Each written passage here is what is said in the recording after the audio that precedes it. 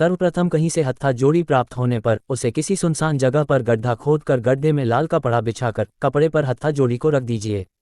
उस पर गंगा जल छिड़क कर पवित्र कीजिए, फिर सिंदूर से उस पर तिलक कीजिए और इत्र लगाइए। फिर अक्षत पुष्प और अगरबत्ती से पूरी श्रद्धापूर्वक पूजा कीजिए और हत्था जोड़ी से कहिए, आप मेरे घर पधारिएगा, मैं आपको शुक्ल पक्ष के पहले रविवार को लेने आऊँगा। ऐसा 3 बार कहिए। फिर हत्था जोड़ी को लाल कपड़े से ढककर गड्ढे को मिट्टी से भर दीजिए और वहां से चले जाइए।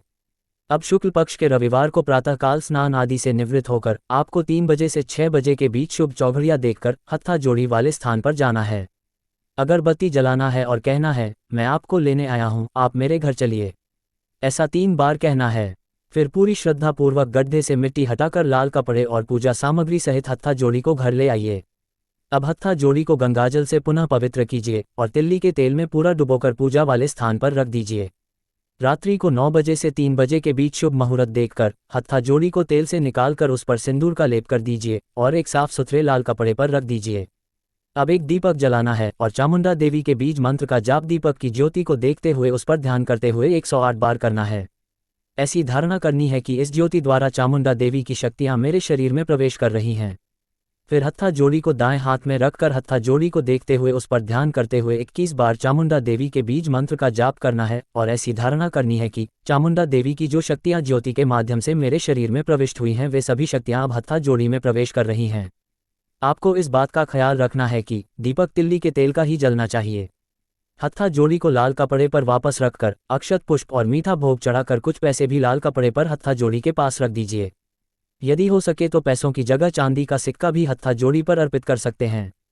इसके बाद चामुंडा देवी के बीज मंत्र से 108 बार हवन में आहुति दीजिए।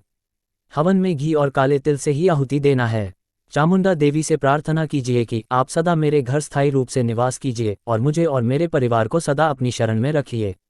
अब हत्था जोड़ी को लाल कपड़े और पूजा सामग्री सहित एक चांदी की डब्बी में रख दीजिए और उस डब्बी को सिंदूर से भरकर बंद कर दीजिए और पूजा के स्थान पर रख दीजिए।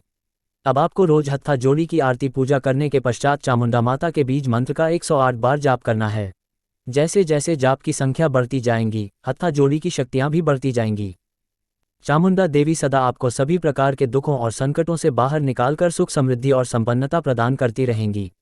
ये हत्था जोड़ी जिस भी घर में वास करेगा साक्षात माँ चामुंडा उस घर की हर प्रकार से रक्षा करेंगी।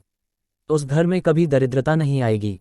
जो साधक इस हत्था जोड़ी के माध्यम से माँ चामुंडा देवी के बीज मंत्र का जाप करेगा उसे माता लौकिक और परलौकिक दोनों ही प्रकार की शक्तियों से संपन्न करेंगी और सदा उसका कल्याण करेंगी।